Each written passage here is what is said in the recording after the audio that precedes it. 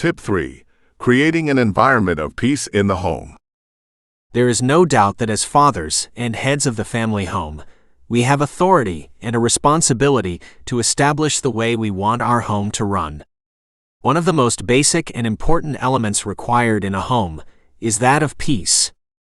Creating a peaceful environment within the home can mean the difference between war and peace, literally. Unless the head of the home establishes guidelines and boundaries for behavior and relationships within the home, modern life and stresses will quickly send the environment spiraling downward.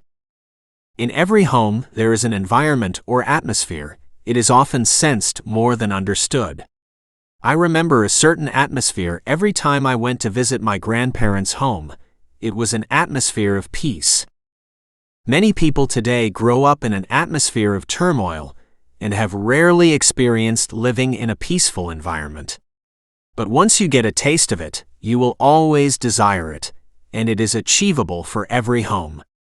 Creating a peaceful atmosphere in the home begins with establishing some basic ground rules, which need to be followed by all who live there.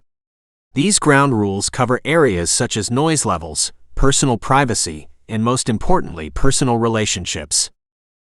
If there are unresolved issues between the members of the family, although the home might be quiet, still there will be no peace. One of the most important guidelines for family peace and unity is to deal with issues quickly and not allow them to be submerged under the radar. Suggested action. Be an example to all in the household by dealing with issues that arise calmly and consistently, and teach your family members to do the same. This will set the guidelines for the others to follow. Scripture references. Proverbs chapter 17 verse 14. The beginning of strife is like releasing water.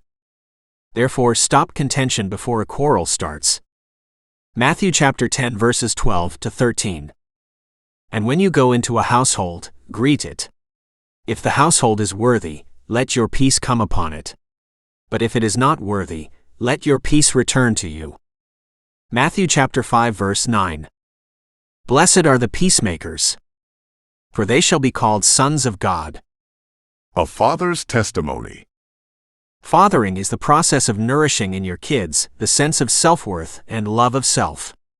Fathering is helping them to acknowledge and view their differences as strengths and to accept their individuality.